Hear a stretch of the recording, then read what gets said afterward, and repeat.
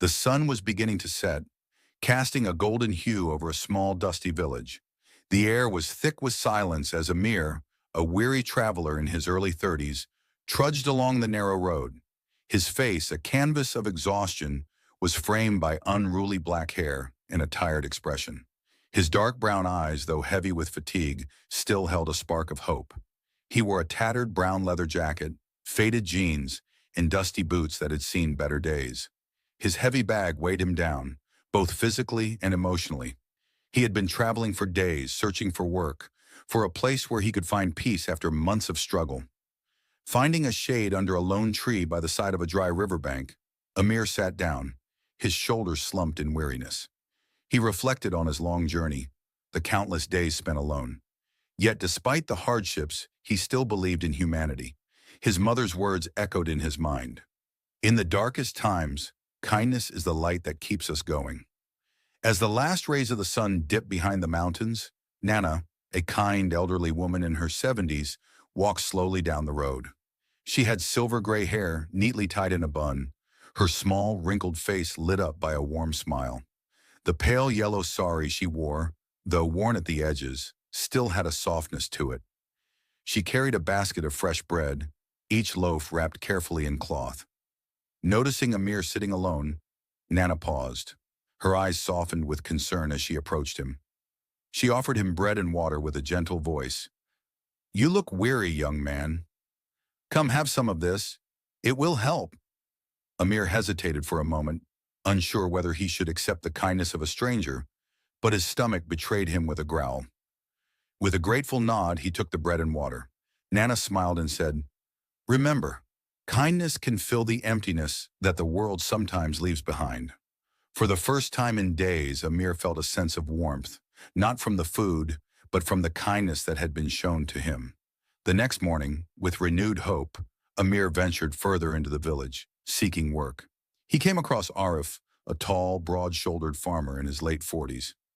Arif's face was rugged, marked by years of hard labor under the sun, and his thick black mustache and graying hair gave him an intimidating appearance. He wore a simple white kurta, brown pants, and a red bandana, which helped shield him from the sun's scorching heat. Amir approached cautiously and asked, "Sir, do you have work for me?"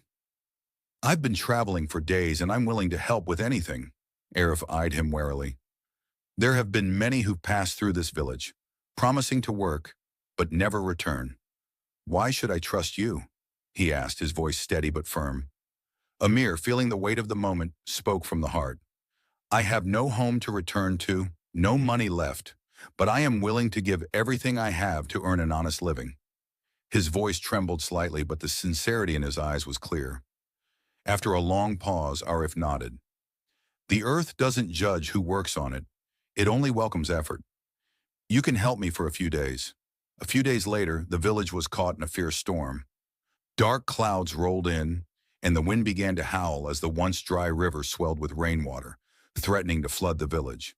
Amid the chaos, Asha, a young woman of 25, stepped forward, her presence commanding yet calm. Her long black hair was tied in a ponytail, and her bright black eyes were filled with determination. Asha moved quickly, rallying the villagers to safety.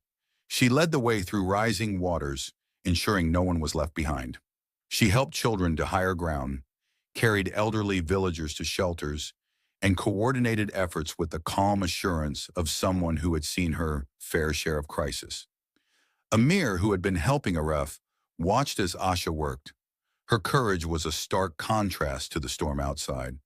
In the midst of destruction, Asha's leadership and strength became a beacon of hope. Amir realized that humanity wasn't just about kindness in moments of peace, but about standing together when the world seemed to fall apart. When the storm passed, the damage was evident. Homes were destroyed, crops were lost, and the village was left in disarray. But something extraordinary happened. The villagers, led by Asha, gathered together to rebuild what had been lost. Arif, though a tough and solitary man, worked alongside the others, repairing his farm and helping his neighbors. Nana, despite her age, organized food and supplies for everyone, her hands steady as she prepared meals. Amir, who had once felt so alone, now found himself surrounded by people who had come together to rebuild not just their homes, but their community. He worked alongside Arif, helping to clear debris, while Asha coordinated efforts, ensuring that no one was left behind. As the sun set on the village once more, Amir stood back, looking at the group of people working together. He realized that humanity isn't just about grand gestures, but in the quiet moments of compassion, the willingness to help without asking for anything in return. The storm had tested them, but it had also united them in ways that words could never explain. With a grateful heart, Amir knew he had found something priceless, a reminder that no matter how far one travels, the essence of humanity is always present when people come together, showing kindness, strength, and love.